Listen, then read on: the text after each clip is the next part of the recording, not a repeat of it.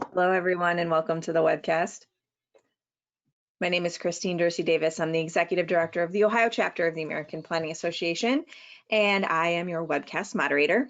Today, we will hear the presentation, Corridor Urbanism, Principles and Practice. And it is the last day of July. I can't believe this.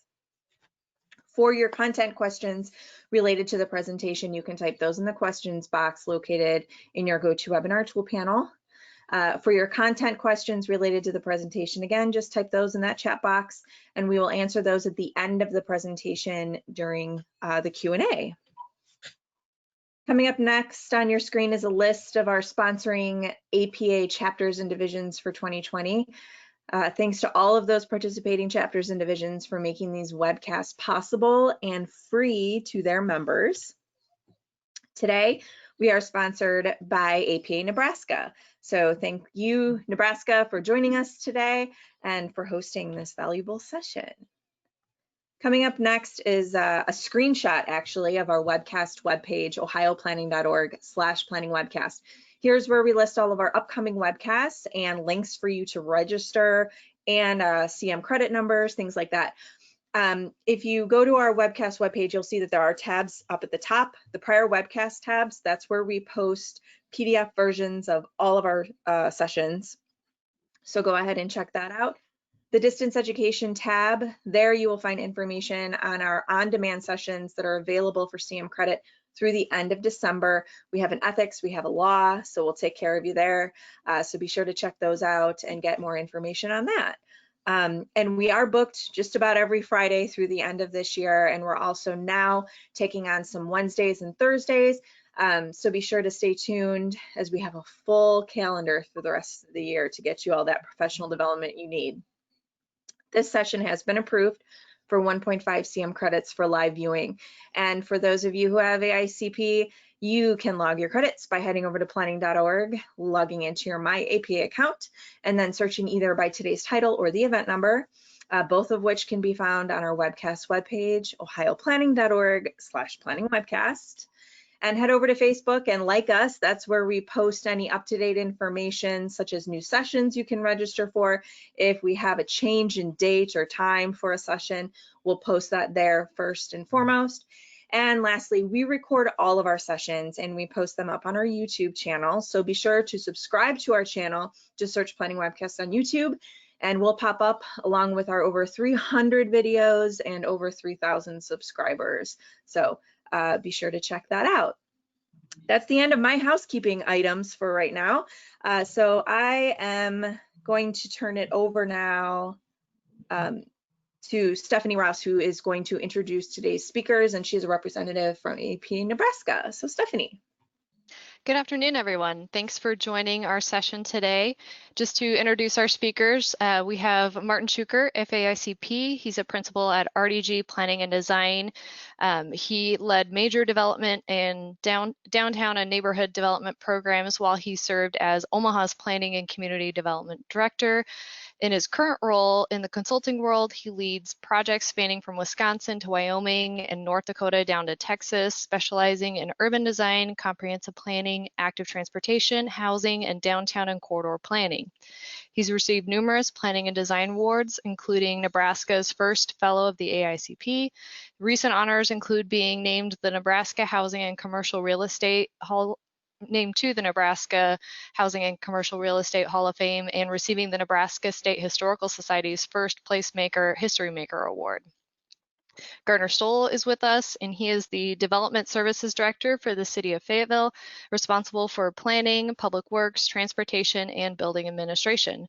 His extensive experience includes service as Planning Director of Lincoln, Nebraska, Boulder and Parker, Colorado, and Oklahoma City. In Oklahoma City, he was responsible for development of major corridor development projects, including Automobile Alley and the Interstate 40 Land Use and Mitigation Plan, which led to the Core to Shore project. And at this point, I'll turn it over to Marty to start the presentation. Thanks, Stephanie. Well, we're thrilled to have you all with us this afternoon for some of you, noon for others of you. Hopefully you are seeing the correct screen, I hope, And good. So Yep, looks good. okay, perfect. So our discussion this afternoon is about corridor urbanism, an idea that we developed in the process of several projects, but the one that we're really going to focus on is a project along the Route 71B corridor in Fayetteville, Arkansas. We've used this as a way of constructing an overall theory of corridor urbanism that in a lot of ways is a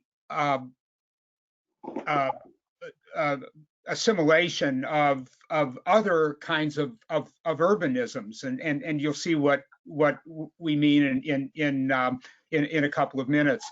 I'm especially pleased to be doing this presentation. We're going to be quite informal with Garner Stoll. Garner and I are old friends, and professionally and personally, and have been working together on various things for 40 years in 3 or 4 different cities. So if we act pretty free and easy with each other, you'll know why. So first of all, by way of introduction, when new urbanism, which I know most of you are very familiar with, is defined as a planning and development approach based on principles of how cities and towns have been built for the last several centuries, using walkable blocks, housing and shopping in close proximity, mixed uses, accessible public spaces, summarized as human scale urban design. And usually people think of new urbanism as being fairly incompatible with the idea of commercial corridors.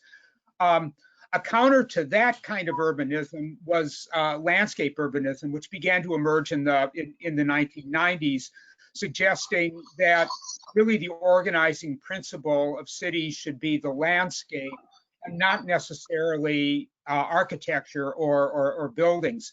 By this definition, it's most often cited as a response to the failings of new urbanism and the shift away from the comprehensive visions and demands of modern architecture and urban planning.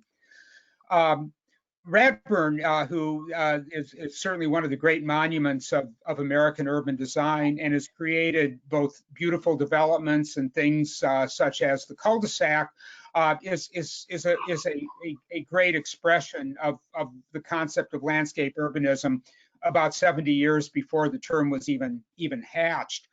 But what we're dealing with is commercial strips, and I can't help but go back to the description of commercial strips or the relationship of modern architecture to commercial strips that was expounded by Robert Venturi, Denise Scott Brown, and Stephen Eisenhower in their seminal book, Learning from Las Vegas, which is now 50 years old. By the way, when I was in architecture school, I had the privilege of buying a first edition of Learning from Las Vegas for about $40. It's worth about $2,000 now, so it's probably the best investment I ever made, financially as well as intellectually in terms of rate of return.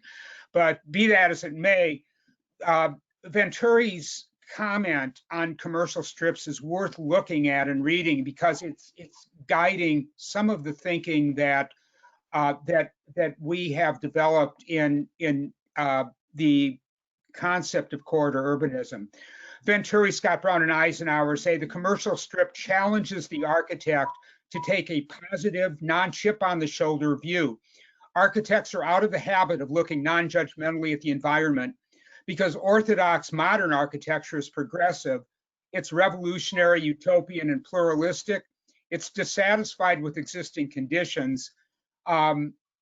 Venturi concludes by saying that architects, and I think we could include urban designers in this description, have preferred to change the existing environment rather than enhance what is there. And so the concept of the strip being almost okay was very much attributed to this philosophy.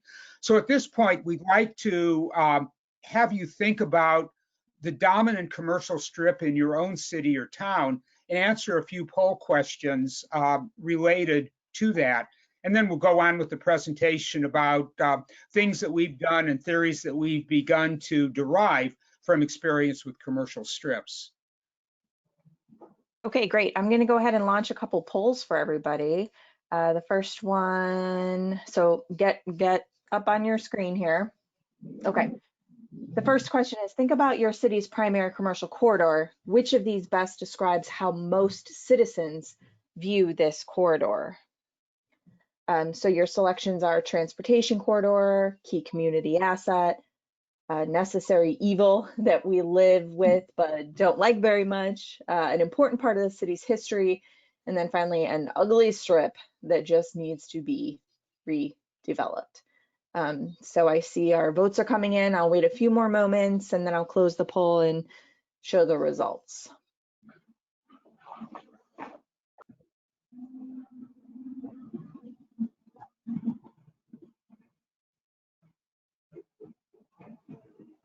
Okay, I'm going to go ahead and close these polls here. And I'm going to share the results. Okay. So it looks like 42% is the largest percentage, and folks are saying transportation corridor. Then we have 22% is a necessary evil that we live with but don't like very much. Then next is 16% a key community asset, 13% an ugly strip, and then 6% an important part of the city's history. So I'm going to go ahead and close that down, and I'm going to share our second poll, which is how do you view this corridor, what we were just discussing here?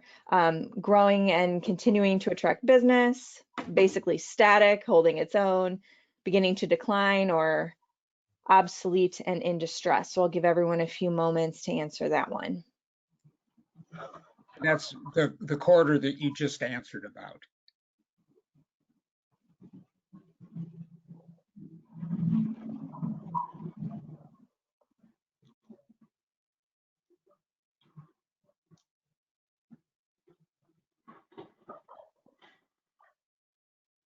Give it another second here.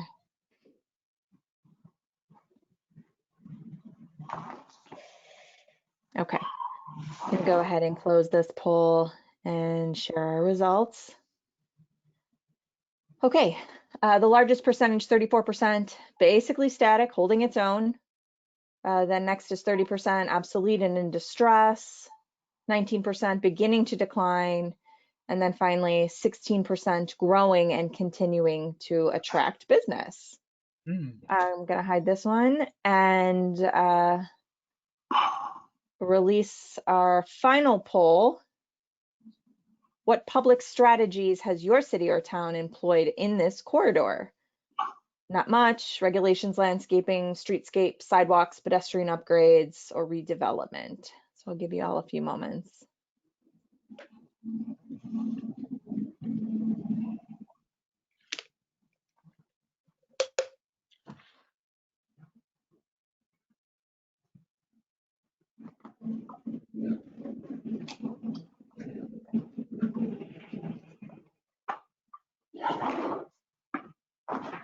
Just going to give it another second here.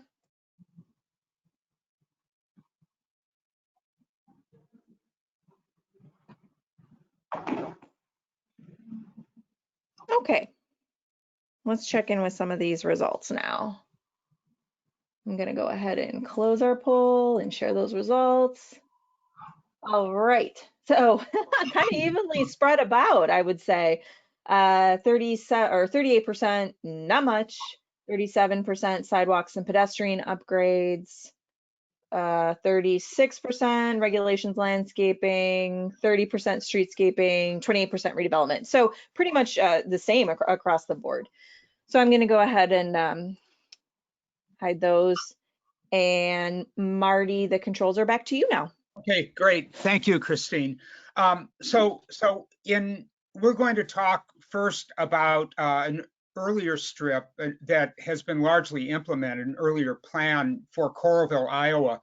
Coralville, for those of you who don't know Iowa very well, and I suspect there are a couple who don't, was the road town of the University of Iowa. So it's adjacent to Iowa City. the Highway 6 strip was, as you can see from this photograph, not the most beautiful environment in the world. This photograph is from the early 1990s, and this was a strip full of drive-in theaters, used car lots, cheap motels that also served the University of Iowa as kind of improvised dormitories on badly spent weekend nights, and various kinds of unseemly uses. And the city of Coralville, which was a suburb at the time and still is, decided to make a significant investment in this corridor. And the result of it, which our office has been involved in for a long time, is very instructive in terms of identifying ideas of what works and what doesn't successfully. This is a slightly exaggerated but real photograph of the 1993 appearance of the Coralville Strip.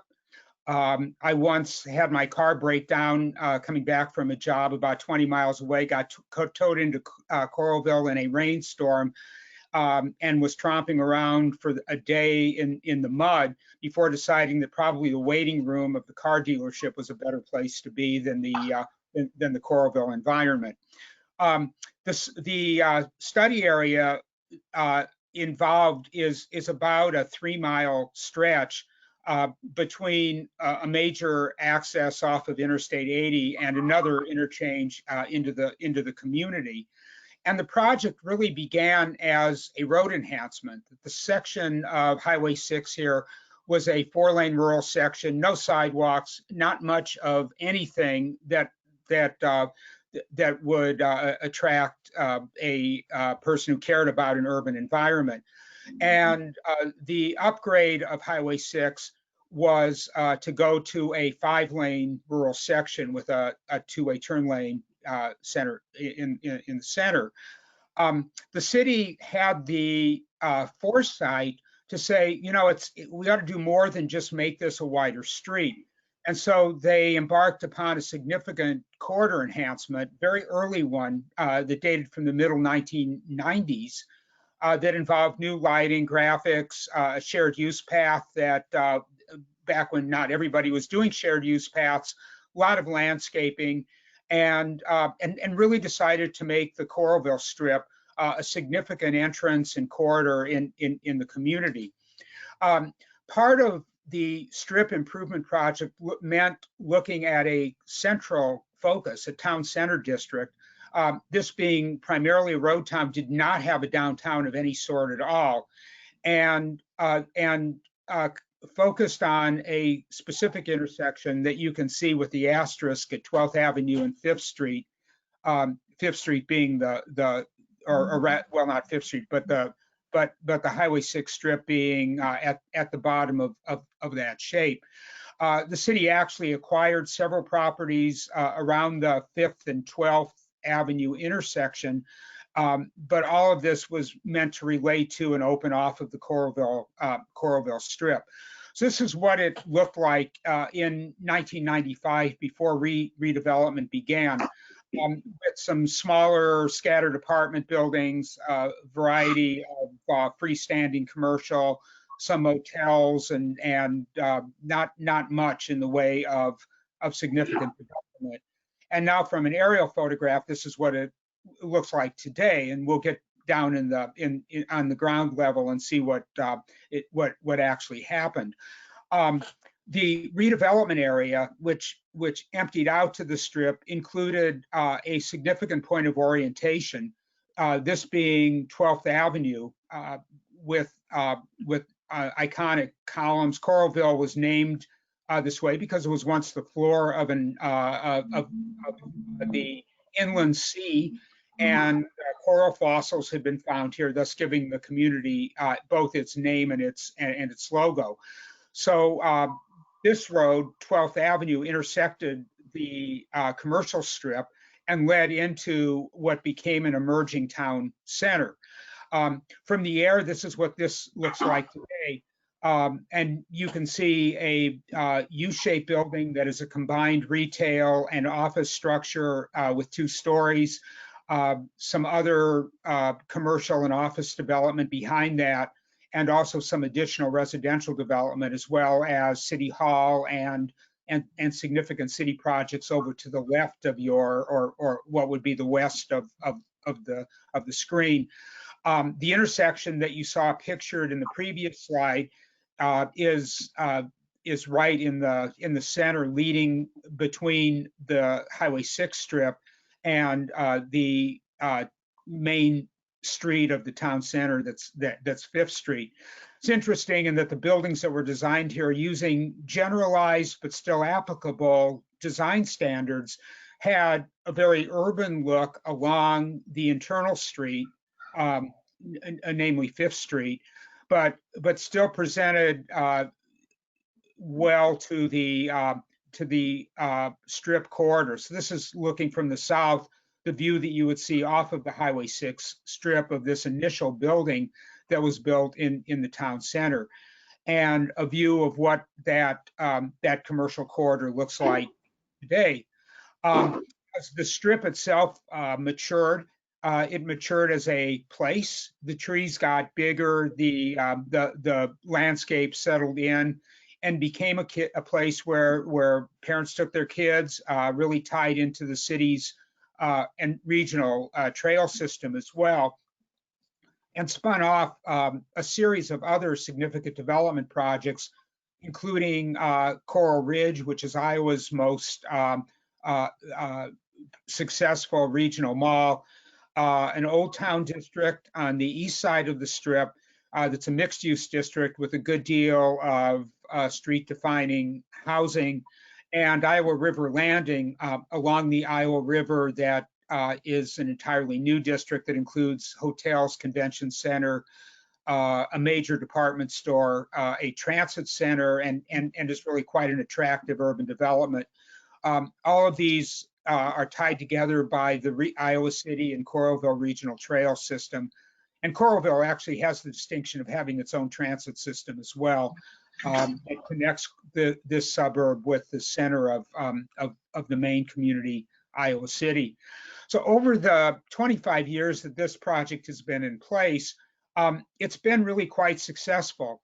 And the slogan that you saw at the beginning, "The classy strip is worth the trip," has become a branding slogan for this community, which has really substantially remade its image from road town to one of the fastest growing and highest quality cities in the state. We've studied other corridors as well, and derived lessons that we think are important as we apply these to the challenge of the 71B corridor in Fayetteville. Number one, that corridor evolution is a long-term incremental process. It does not happen at once. That as a result of that, incrementalism makes an overall framework that's not overly detailed, but deals with the things that are most important, really important. Number three, that the quality of the public realm matters. None of this would have happened without a decent looking streetscape along the initial strip. Number four, that all modes of travel should be accommodated safely and comfortably.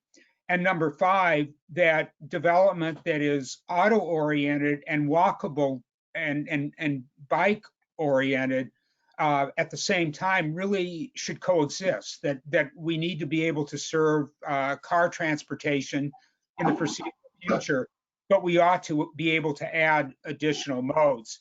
Number six, that catalytic projects like the town center in Coralville can be extremely important and have tremendous spin-off benefits if it's strategically located. That number seven, and we've learned this from other projects, urban design codes can direct projects, but they don't create them. So having a form-based code by itself does not necessarily create an urban district. Number eight, it's not a good idea to depend on a single expensive heroic element, such as a streetcar, as an example. Number nine, urban corridors should be urban places. Number 10, corridors should provide points of orientation to their users. In graduate school, I had the privilege of learning from Christopher Alexander, and one of the patterns in Chris Alexander's pattern book in dealing with corridors, not necessarily urban corridors, were pools of light, of having every so often along a corridor a point that you move toward, and that's a good principle, even though it was intended as an architectural principle, a good principle to think about when we relate to urban corridors as well. So those were all valuable lessons that we learned from the Coralville project and from other corridors in urban settings that we had studied. And so now we go to 71B. And this is a very interesting, very diverse, and very long corridor within the city of Fayetteville. And Garner, if you wouldn't mind talking a little bit about its significance in the community, it's a little bit about its history, why it's important, so forth. Absolutely. Can y'all hear me? Greetings from Fayetteville, Arkansas. When Marty talked to me about participating in this session, he said APA was devising an interactive session, which I liked. So I envisioned being in a room somewhere in Houston and seeing all your faces, but I'm just looking at my computer screen. But I think I know something about you. It's Friday afternoon, and so I think most of you are probably overachievers. The fact that you're here learning about corridor redevelopment. Sure, Marty, I think there's three critical elements to the 71B corridor in Fayetteville that really influence looking at it in a more organized fashion. Number one, it's overwhelmingly prominent. It goes all the way through the heart of the city. It goes past downtown. It starts at the northern edge and goes to the southern edge. And Fayetteville folks don't necessarily view it all that positively. Second is its role has changed. An interstate was constructed, Interstate 49, which connects the Northwest Arkansas region, which is growing very fast. And so now we're hoping that the 71B corridor can evolve into a community street rather than a regional workhorse. And the last one I already mentioned, it's really kind of stressed economically. Some of its traditional uses are receding rather than expanding. And the city's interaction with the corridor are probably, based on the poll results, probably pretty similar to your interactions with your corridors. We touch base with it in the planning department when we get applications. So we have a reactive role. We try to get it buffered. We try to control the access and make it a little safer. And we add current sign ordinance and landscaping. I think that those are the sort of the background overview of the corridor. So I'll turn it back to Marty. Yeah, and the other thing to touch on is that this corridor has a really rich history that goes back, well, Garner, how many years? Maybe 90 or 100? Before Civil War. The corridor actually was located for Native American schools. It was also location for school for women's college, both of which preceded the University of Arkansas.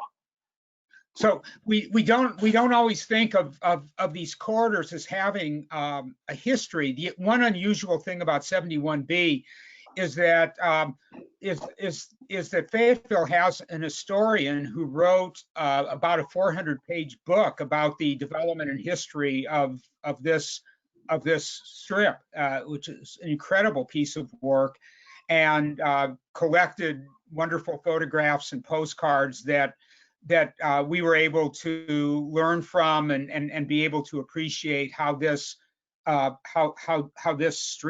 this road came to be. So coming in from the outside, reading that book and absorbing that history and its context and importance in the community was really exciting. For example, that middle image that says Evelyn Hills was the first multi-tenant commercial center built in Fayetteville.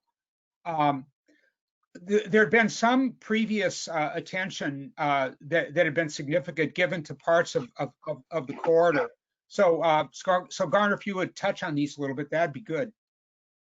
The Walker Park neighborhood is immediately south of downtown, and it is rapidly redeveloping, and it is the location.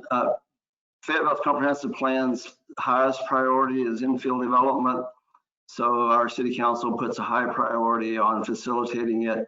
So this neighborhood is quickly redeveloping and is emerging with a little bit of controversy regarding displacement. Prices are definitely going up, but not all that much has happened on the corridor.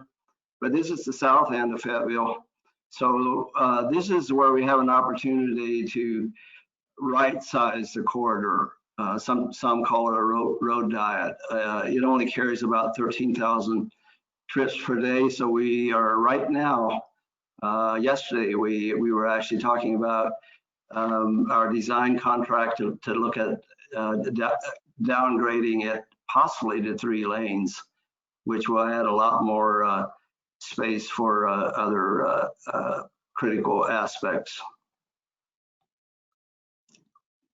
And then on the north side, from downtown north, the Community Design Center at the University of Arkansas College of Architecture did what was called the Transit City scenario. This was done, I think, in 2013. That was a concept that really attracted a lot of attention and won an award from the Congress for New Urbanism that was based on developing light rail along the corridor. So Garner, when he started in the city of Fayetteville a few years ago, inherited this and inherited some of the images that related to it and assumptions. And if you would talk a little bit about that experience, because this is still very much was as we began the project very much in people's minds. Well, Marty, I think it epitomizes the subject that you're trying to develop with the corridor urbanism, which is we have many examples of end state utopian plans, and we haven't developed tools as planners to get there. And I think corridor urbanism, rather than an end state plan, which we couldn't get funded or built, corridor urbanism tries to look at where can we get a hook, where can we get change, and particularly now with COVID severely reducing the potential probably for retail or the traditional strip users. We're going to have to figure out how to make these corridors livable enough and humanized enough for residential development, in my opinion. And I think that's true of Fayetteville. Well, if you could instantly do this plan, it would probably work, but it just doesn't provide a hook. It's not organic. It's not the first step. So then that led to I mean, the images of that plan are really compelling, and there are many points that can be extruded from it. But I think it did propel a renewed interest in at least the North College Avenue corridor that led to the proposal of doing a significant corridor improvement project. Would you agree with that? Absolutely. You know, it definitely focused the attention. And as we read that RFP, there was a high degree of feeling in Fayetteville. It's a beautiful city. If you've never been there, I really recommend it. But that the character of this primary corridor through the city did not give people a very good impression of the city.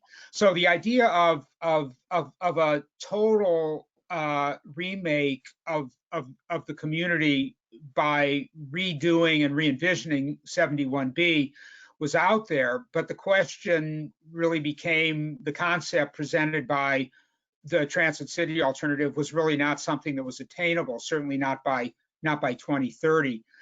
So we then came to the project looking at some sort of synthesis of two poles of thought, and the pole and the sorry about that. Some telemarketer that keeps calling. One of the it was interesting to read your poll results and the number of people who envisioned their primary commercial strip as viewed by residents of the city as primarily a transportation corridor, because that's exactly what we found along the 71B corridor. And a number of people, probably a significant constituency in Fayetteville, considered this road to be a regional highway whose primary function was to move traffic. And so what should be done along the corridor, grade separations of intersections, or widening, or providing opportunities for a higher speed. Allied against that were really kind of the academic and design-oriented segment of the Fayetteville constituency, which is also very large, that thought that there was a lot of possibility of building a high-density corridor that in effect would take most of the community's residential growth and put it in or adjacent to this corridor served by public transportation, namely light rail.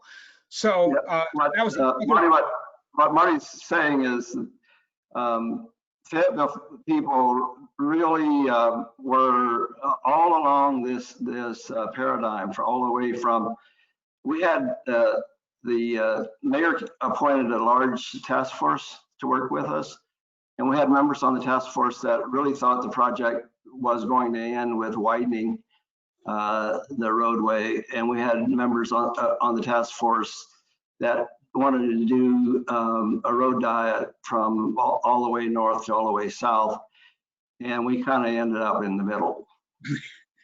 Which, that's right. And fortunately, most people ultimately through the process were pretty happy with that. And I think from your perspective, Garner, how did this process of coming up with really a synthesis of these two views wind up working? Well, it was data driven to a large extent. The south end of the corridor has about 13,000 trips per 24-hour period, and the north end has in the mid-30s. The north end, I used to live and work in Austin, Texas, and we don't have any road congestion like Austin does, but Fayetteville folks view the north end as congested. So the plan does not reduce capacity on the north end. It also doesn't add lanes to the north end, but it does do a network of parallel connected roadways that will address the traffic issues going forward. Right. So that really began to be clear when people talked in the early parts of the process about congestion and lack of orientation, which was an interesting one. When I first came to Fayetteville, I got totally lost along along 71B trying to find a restaurant or a specific destination. And to my surprise, people who had lived in Fayetteville for 10 years had the same problem. So that's telling you something. We did, people in a visual preference survey identify different images, different priorities.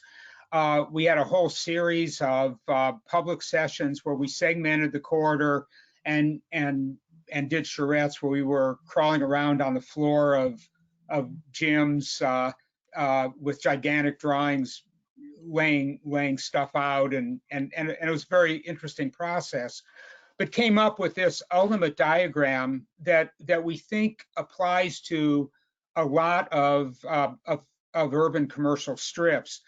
The idea being a productive and attractive main line with specific points of intersection and nodes of orientation, a feeling or process by which that commercial development, which is strong, even if not necessarily absolutely beautiful, becomes an integral part of an overall commercial framework, but that infill takes place, and that infill involves a lot of residential development. The idea, interestingly, being that along a commercial strip, you find a lot of services that people want to be near, restaurants, fast food, convenience, shopping, and so forth.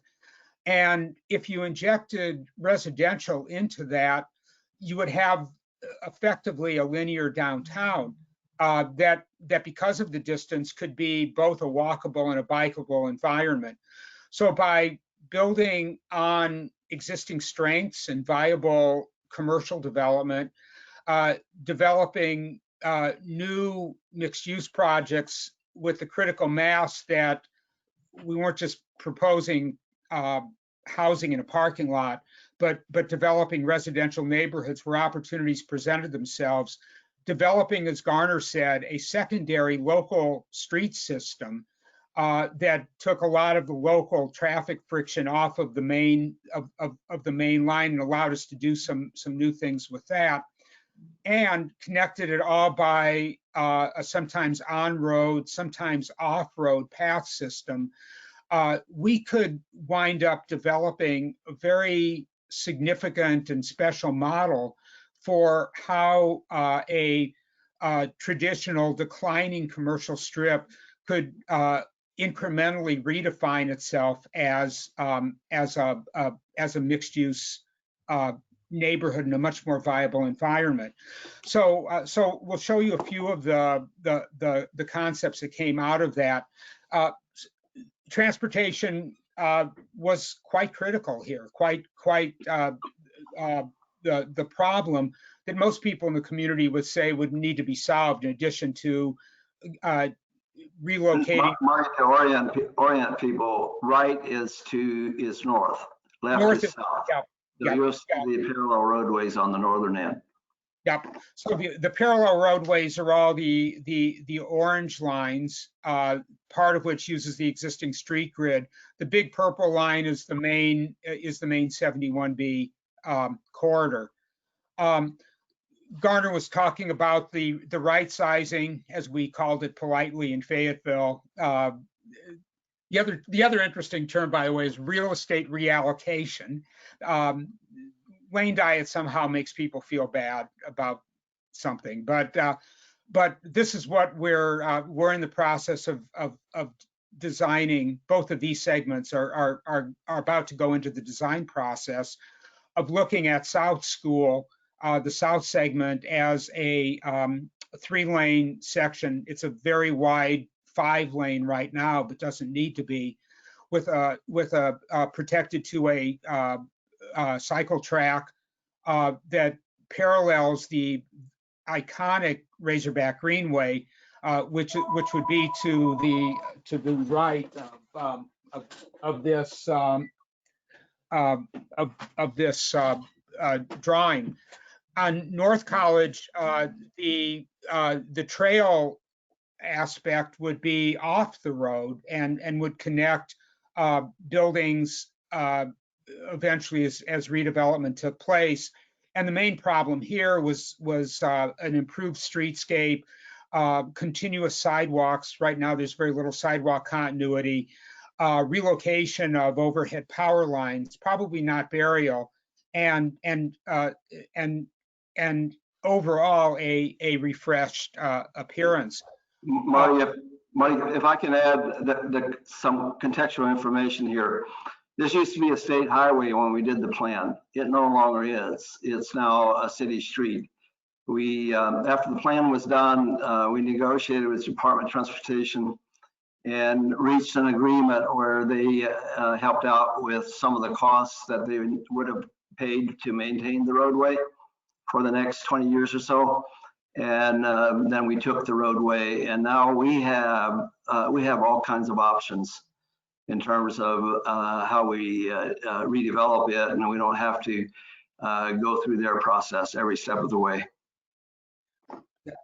And that was a very important thing to do, and I think that's getting buttoned up this or has been already now. It is interesting though, because we would have been much more constrained if it maintained its state highway designation, and we couldn't have done anything really. Their rules don't allow reducing capacity, so this plan would have sort of been a non-starter. Yeah.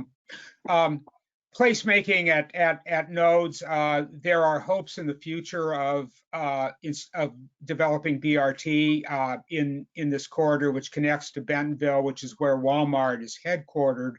So and it is actually a metropolitan area of about 500,000 people or so in Northwest Arkansas. So there's allowance for BRT. It's still a very wide street, so pedestrian permeability is an important issue as well. And this is one of the key intersections along the North College segment of the corridor, and a vision for what that looks like. Here, using existing streets, which are shown in orange, connecting those with the piece in red through a shopping center to create a continuous secondary circulation system that actually winds up reducing the most serious congestion and traffic hazards along this still very busy part of the corridor. So this project, Garner, is also in design right now, and will be part of the first phase of it. Also, Marty, I don't think we mentioned that last fall there was a bond election in Fayetteville, and money was allocated for first phase implementation of this plan. So that's what's driving the development of the parallel roadways, and the looking at redeveloping sections of it, adding a hiker-biker path, better sidewalks, better lighting, landscaping, as well as the southern end. We're going to look at right sizing some portions of the southern end. Right, and we also looked at serious functional issues. The lower aerial photo is the freeway and 71B interchange that takes up an enormous amount of space and has some very interesting traffic problems.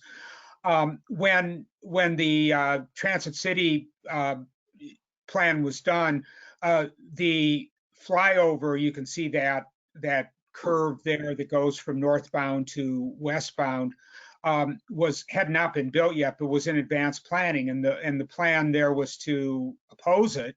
It got built, and so now we developed a way to convert its access from a rather dangerous left side access, which is what you see now, to a right side access, changing that into a what we think will be a safer operation, and creating some redevelopment sites as well. So it becomes a question of taking the context that we have and working with that, rather than dramatically changing it.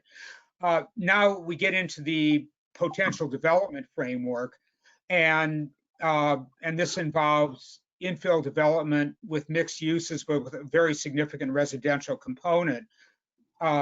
We calculated that the plan would generate ultimately about 3,000 housing units in this 4-mile, largely commercial corridor.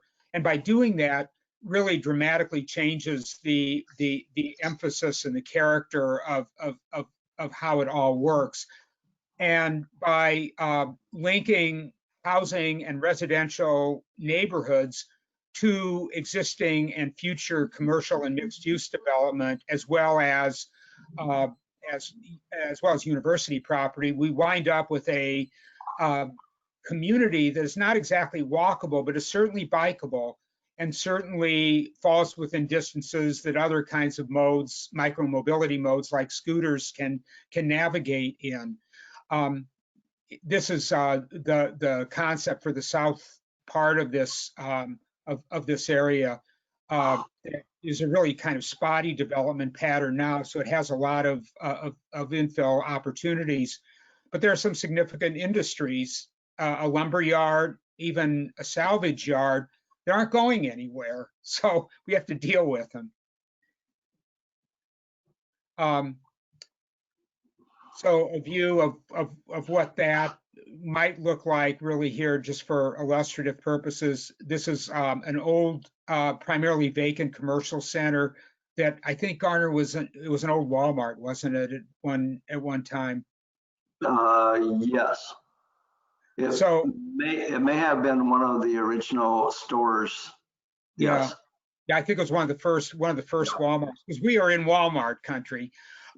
So in this concept, we kept a kind of important community retailer, as well as a bank building, and develop around that. So is it new urbanism? Not exactly, but it has a lot of the connectedness and scale and so forth that are fundamental principles of new urbanism that are then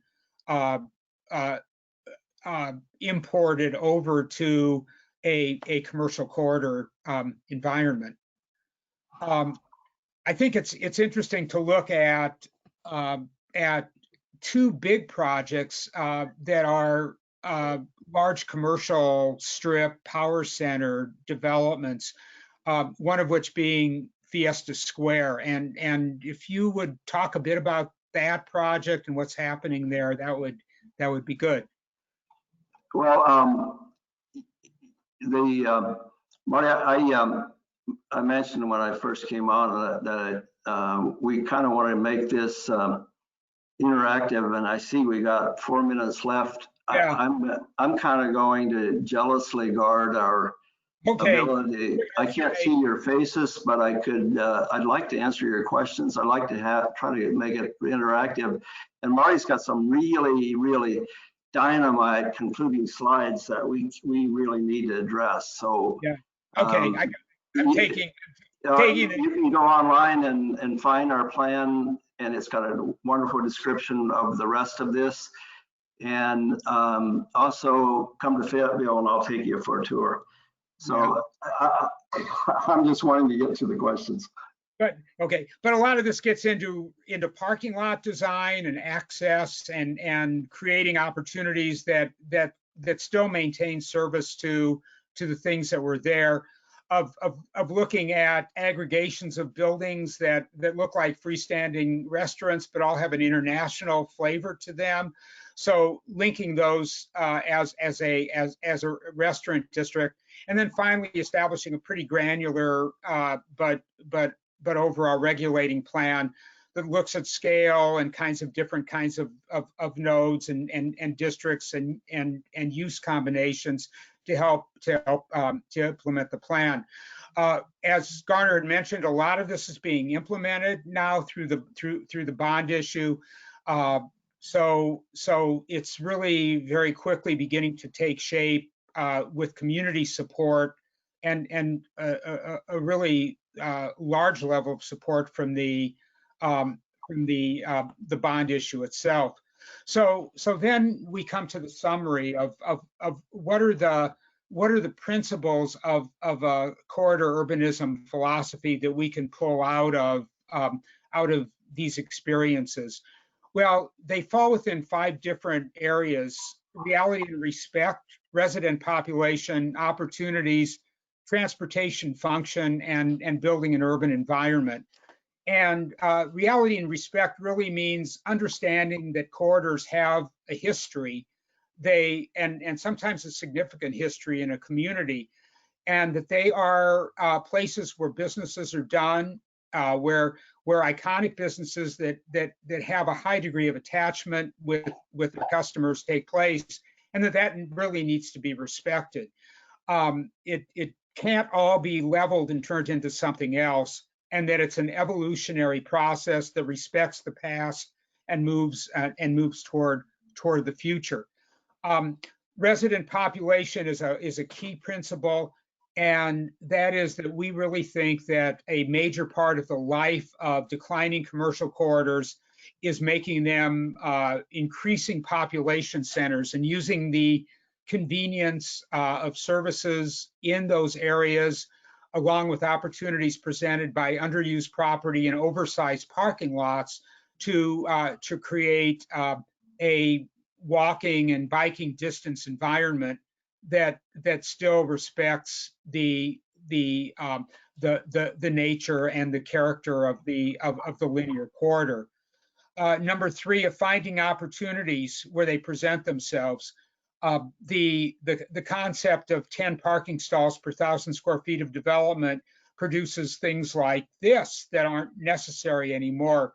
And those big paved areas provide us with opportunities for injecting other uses, particularly residential uses and even neighborhood scaled uses into these points.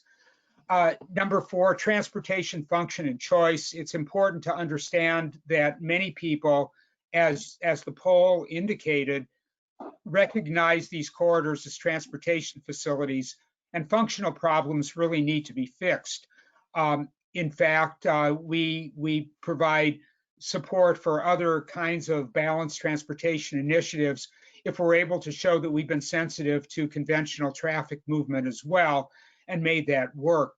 An important element of that is thinking about secondary access and circulation for local movement and eliminating the conflicts in areas like this where people are making local trips as well as through regional trips. Also, providing balanced transportation in these corridors, pedestrians, bicycles, scooters, motorized wheelchairs, what have you, and ultimately transit are all important elements of movement along corridors. And finally, providing a quality urban environment that attracts people, that responds to community needs, and that create places and operate in a more environmentally sensitive and responsible way. So ultimately, urban corridors should be bridges, not barriers. They should be unifiers, not dividers. They should bring people to them and not just through them. They should incorporate and integrate and not reject their historic context, whether it's the history of businesses or the continued operation of people who are making their living and hope to continue making their living in a better way along these strips. They should build a local community made up of a significant number of residents as well, who also become customers for businesses. And finally, and very importantly, we should not let the perfect, the utopian, be the enemy of the good. Everything doesn't have to be great. There are messy uses in cities, and conventional new urbanism unfortunately doesn't accommodate used car lots, but the real world has to. So one of the concepts of corridor urbanism is taking what we have, making it better, making it more connected, creating forces and pressures that lead to overall, over the years, better development and a different kind of corridor that gradually let market forces work and take advantage of the conveniences and the amenities that are offered by commercial strips that we sometimes don't really see, and make those work for within integrated neighborhoods. So we appreciate your patience. Look forward to answering questions in the next half hour and to having the conversation that we wish we would have had with you in person. Thanks very much, and Christine, if you would now go back showing our faces, that would be great. Okay. So folks, if you have questions, you can just type those in the chat box and we'll see how many we can get through here. And gentlemen, if you just want to go in your GoToWebinar tool panel and you can share your webcam so that we can see your faces and have a good discussion. Wonderful. Hi, Gartner. Okay, our first question here. Great. Hey, Marty. How would you suggest getting, this is a good one, there were quite a few of these. How would you suggest getting traffic engineers to get away from evaluating roads purely on capacity of peak hour trips? I'll let Garner answer that question. But number one, put a planner in charge of the engineering department. That's an easy one in Fayetteville. We have the luxury of the world's best traffic engineer, and I hate to say that. He is absolutely wonderful. He's creative. He's open. He not only doesn't resist, but he frequently has ideas how to make traffic work and humanize our wonderful city of Fayetteville. So that's my first suggestion. The second suggestion is learn to listen. Learn to listen to the engineers and never quit. They're talking about real stuff, and if you understand it, I happen to have the privilege of going to a planning school that the chair was a civil engineer, and he insisted that we kind of understand engineering and engineering techniques and how engineers thought, because he said, when you get to City Hall, you're going to have to work with engineers. So those are two ideas.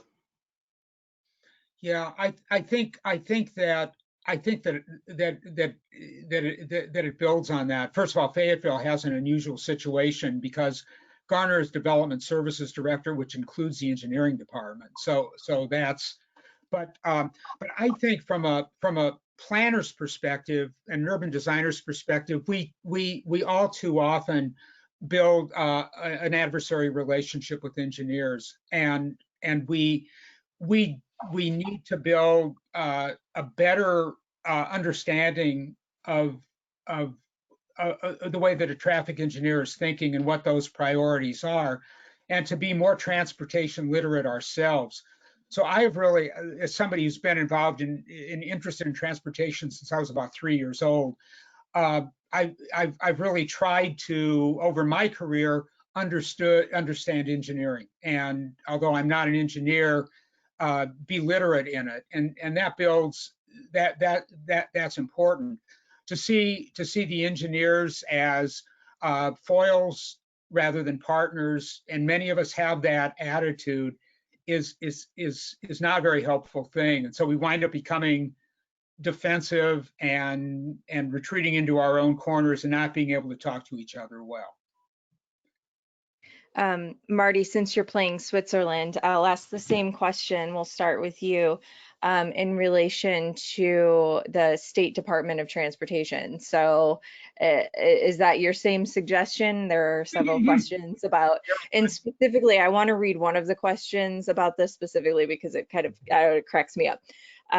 For Coralville, do the Department of Transportation have to be brought along kicking and screaming? What are the secrets to getting buy-in from these transportation officials? Yeah, well, the Iowa DOT is a pretty good department, but really they didn't care very much what happened beyond the curb lines. So as long as they were getting the 5-lane section, the shared use path and the landscaping, the access management were not things that they saw as being a particular problem. Keeping in mind that this increased the capacity of an obsolete facility rather than decreasing capacity by reducing lanes. Arno, do you have anything to add? It's a really good question. For the 71V corridor, as I mentioned, we don't have to navigate that anymore. But our city engineer has worked with our Department of Transportation for so many years that he's kind of the RDOT whisperer that we have. So that's lucky. We're lucky there too. But we butt heads a lot. Fayetteville and RDOT's goals are not aligned, but we also reach agreements.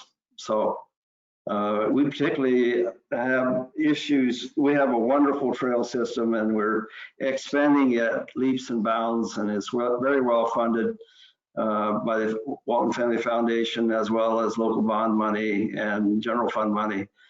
And we're constantly wanting to build trail facilities that they're not interested in integrating into their highway plans.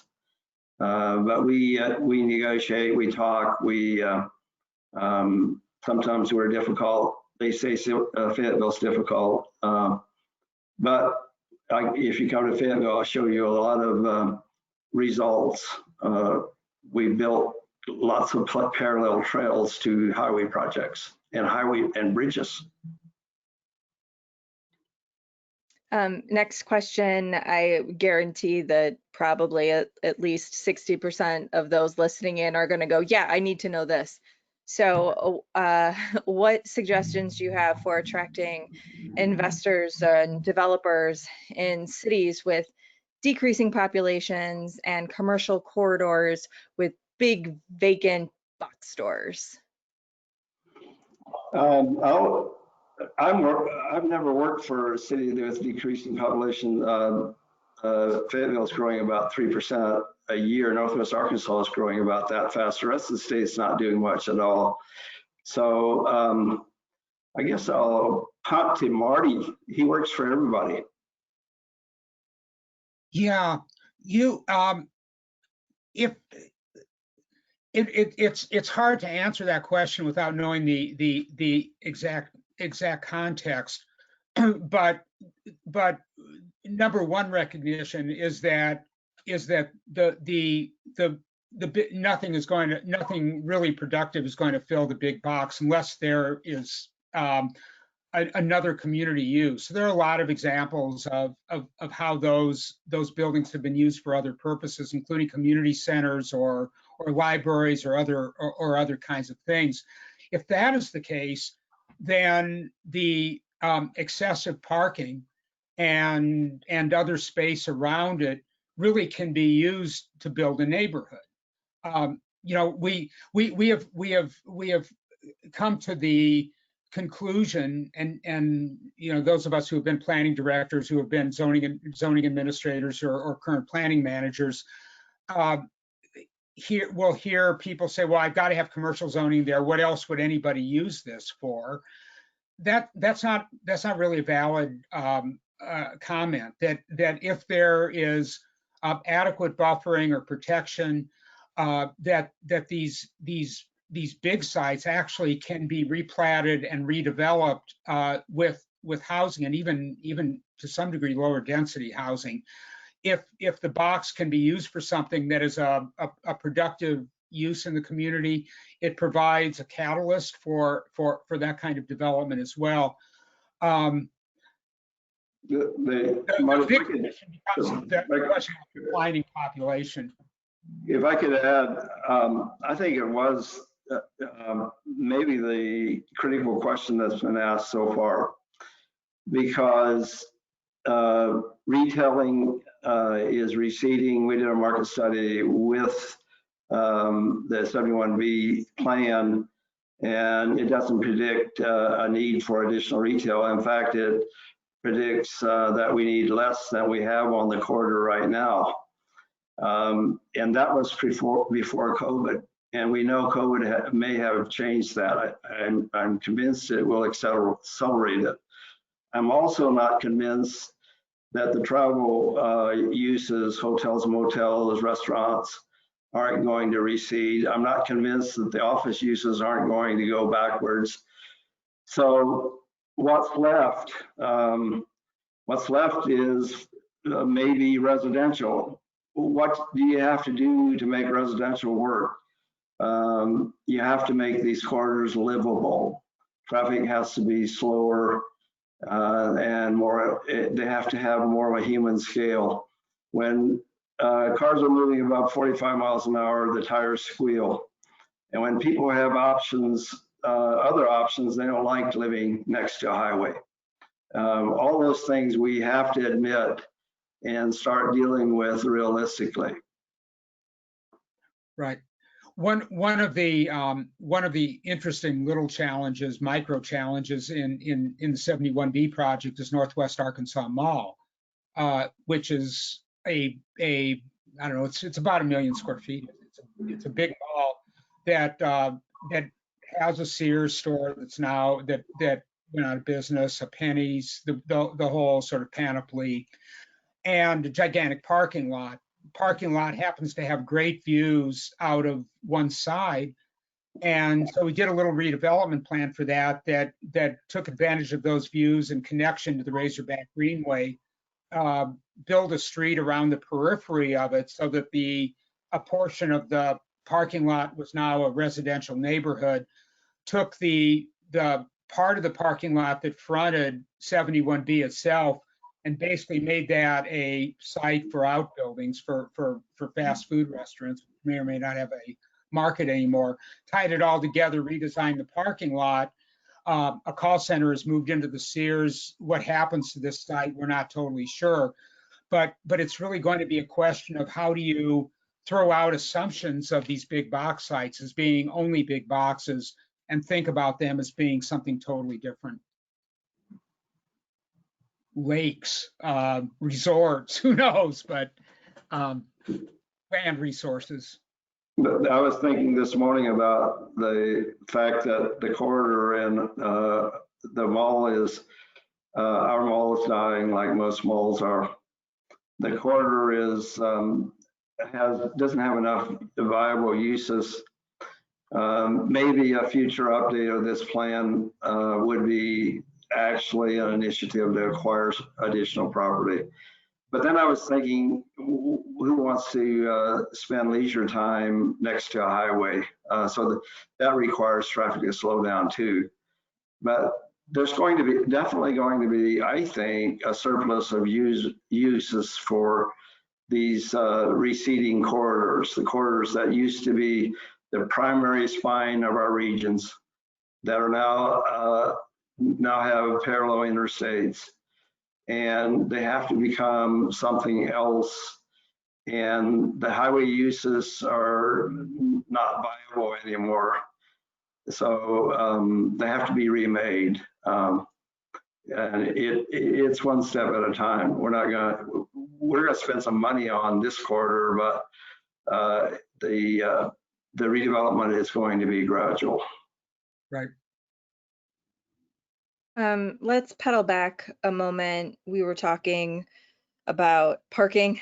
So let's stop, and I would like your opinion on parking minimums, if you have one, when they should be used, when they shouldn't be used. Should that be taken into consideration when redeveloping corridors so that perhaps you don't make the same mistakes that you did the first time? Let's deep dive into that for a moment. Well, Fayetteville doesn't have parking minimums for commercial and office uses, only residential uses. We have parking maximums, which is 15% above the former minimum, and our planning commission can grant variances to those maximums and sometimes two. But so my recommendation is nobody, get rid of them. Nobody misses them. They weren't needed. We are having a debate about our residential parking requirements. We have 27,000 students at the University of Arkansas. So parking in residential neighborhoods is a big issue. And we do require for apartments, 1 per bedroom, and for single family, 2 off-street parking spaces. So we still have residential requirements. Yeah, it's interesting. Generally, most of the old parking minimum requirements are horribly outdated and are completely unnecessary. And when is the last time anybody has, outside of Disneyland, maybe seen a full parking lot on a commercial strip? Doesn't happen very often. So most cities really do need to reevaluate those and go to the system of maximums. But I think also there are just some elements of parking lot design that need to be thought about, including safe access from the public environment to the commercial space, of breaking up large parking lots where they exist into individual blocks, of developing internal streets and interconnected facilities, so that it's used intelligently rather than having these kinds of repetitive areas of hard surfacing that really do nothing other than take real estate out of productive use and add to stormwater problems.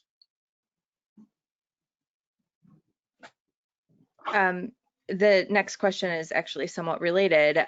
Do you have a design guideline document, or know of any good design guideline documents that you can share, particularly regarding to? Go ahead. We do have various design guidelines. We have urban residential design guidelines. We have a whole list of form-based districts that have design guidelines associated with them. So yes. Are they perfect? No. Are they good? Yeah, they're pretty good. The downtown design guidelines are different from, we're having a lot of issues with trying to apply the form-based districts to our corridors. It's a continuous source of controversy. I worked for Austin, and Austin developed alternative compliance, which I thought was kind of a wide open door, because you can negotiate to meet the design guidelines with alternative compliance. But with hindsight, it put the site planners on the spot constantly, because they were always negotiating alternate compliance.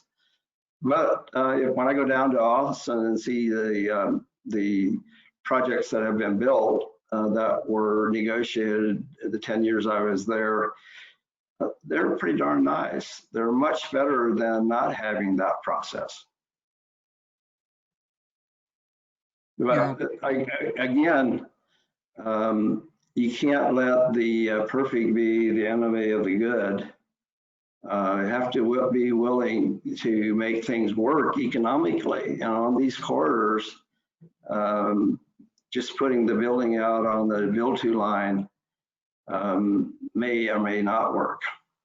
There are some uses where it doesn't work.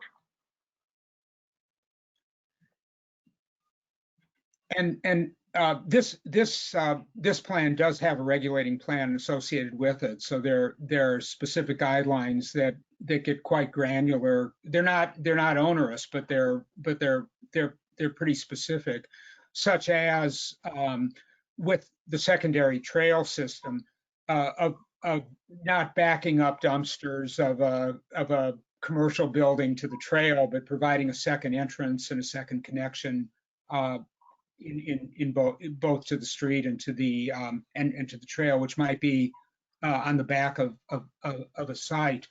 I think that a lot of communities, and I would put my own in this category, develop design guidelines that are way too detailed and way too specific and way too hard to understand and use, with too many letters and hyphens and numbers and so forth after them, that they miss the point.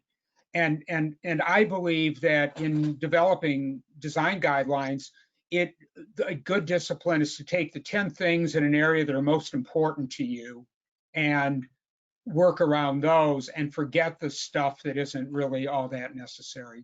I totally agree with Marty, and that's what the alternate compliance process in Austin allowed us to do. It says you could negotiate to meet the goals of the design guidelines through alternate compliance. And the goals were specific, you know, they weren't fuzzy. I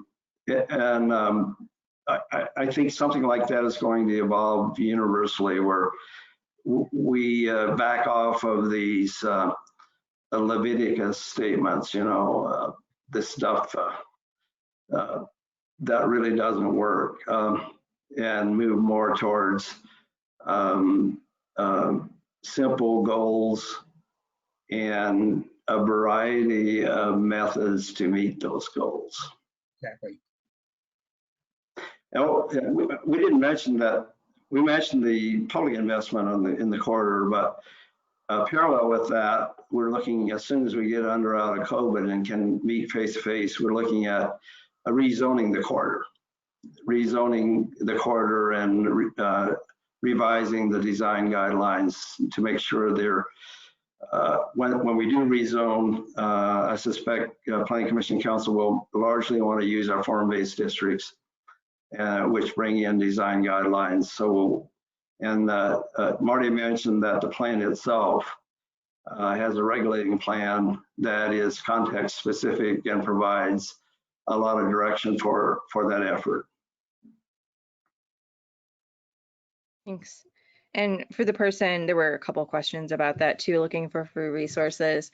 I would definitely check out the Form-Based Code Institute. They have a ton of resources online that are available. Next question. This is good.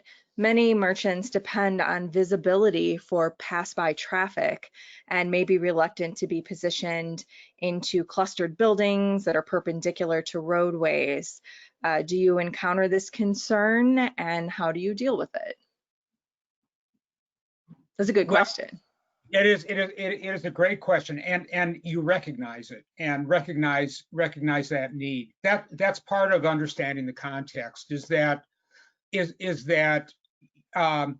yes, there are fast food places along College Avenue. Oh, and some are not even fast food anymore. They are old fast food places that have now converted to local ownership that are some wonderful restaurants. They need their exposure, their parking, their drive-throughs, all of that stuff. It's life. And the plan, when we get down to that scale, and we actually did here, shows that maintained. So that's kind of the issue of don't let the perfect be the enemy of the good. We know that there are opportunities for maybe shared access, for reducing the number of curb cuts, for interconnecting facilities, for making it possible to walk from one restaurant to another and still provide the exposure, because we're really not changing the basic function and the orientation of the buildings. And that's far different from saying, well, you all need to be clustered together, because that really does not work economically. People need to have their signs. They need to have their building exposures on the street. The sooner that we recognize that and build around it and develop a better environment, a more managed environment, that is a perspective that we can sell to people, and that makes sense from a business perspective.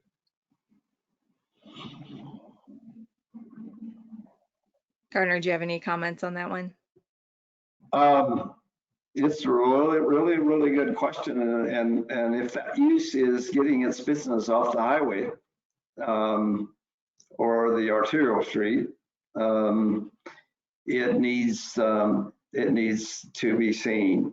So view corridors, they won't work without being seen, but I think that we have at least in Fayetteville, we have a surplus of sites. So I'm more thinking about trying to get those properties reused, and I'm thinking that the reuse will be residential. We actually had a residential project approved that met all the goals of the plan a couple of weeks ago, and just putting it together for the developer was difficult. You know, it had strange lot patterns, double frontage streets, utilities where they didn't belong, challenging topography, and neighbors that didn't want the apartment complex, to the point when the planning commission approved it, it got appealed to council, and then council did approve it. I tell the story that it's, we say residential, but it's not easy. We're gonna have to learn how to get it done quicker. It is true, though, that commercial corridors are one place where there's not going to be a lot of NIMBY opposition to multifamily. That was the theory, but we did get it. But you're in a different, that was the other side of North Street, so that's a little bit more sensitive. I think we have time for one more question, and I saw that someone had actually made a comment about it, but now I can't find it. But the people want to know the bridge that's on the screen right now. Where is it? What is it? Who designed it? What's happening? You want to go into stories? I can talk about how the shores, how the downtown Oklahoma City was being permanently divided by a 10-lane freeway while I worked for Oklahoma City. And I thought it was a terrible idea, but there wasn't anything I could do as planning director of Oklahoma City. The Department of Transportation was going to build it, and the locals wanted to build it. So as a last ditch idea, I managed to get enough money. And Marty did a plan to try to mitigate. Can you imagine 10 lanes of 70-mile-per-hour traffic between downtown Oklahoma City and the Canadian River? So that plan was very well received. I ended up leaving Oklahoma City, and I'll let Marty talk about what happened after that. Yeah, well, I mean, everybody except the Oklahoma DOT hated this relocation because it cut off a neighborhood from the river. It reduced visibility from downtown. So we saw the freeway, the relocated freeway, as being a bridge rather than a barrier, to use that phrase that I put up on the screen, and proposed a concept that ultimately became called Corridor Shore, that was a new neighborhood that linked downtown with the river, that included a new Central Park with probably about $1 billion of residential development around it, a iconic bridge over the freeway, and then continued on toward the river with additional neighborhood revitalization and redevelopment. So this is that bridge, or what came of it. The park opened the Central Park opened last year. It was designed by Hargraves and Associates and was an $82 million project. The residential development is happening around it. So that kind of little study then led to a follow-up master plan, which is leading to what we think will be a tremendous amount of new development and new neighborhoods in a pretty underutilized part of the city. Well, it led to what was a MAP 3. MAP 3 is $750 million of public money to connect the downtown Oklahoma City to the Canadian River. So the moral of the story is, when you see something that needs to change and you're a planner, do something. Yeah. All right. Well, I think we're going to go ahead and wrap up. So thank you to APA Nebraska for hosting today's session, and to our speakers, Marty and Garner, for joining us and talking to us about corridors. Just as a reminder, this session is being recorded and it will be available on our YouTube channel. Just search Planning Webcast on YouTube and it'll pop up, and you can get a PDF version of this slide deck on our webcast webpage, ohioplanning.org/planningwebcast, and you'll receive an email in about an hour that will include a certificate if you need that. It will be included in your follow-up email, so be sure to check that out if you need it, and don't forget to log those CM credits, folks. Thanks again for joining us, and Stephanie, if you're hanging around in the background from representing APA Nebraska, thank you again, and everyone have a great weekend. For getting us through it all. Of course. Appreciate it. Have a good one, everyone. Thanks. Have a good weekend. Be well. Bye-bye. Bye.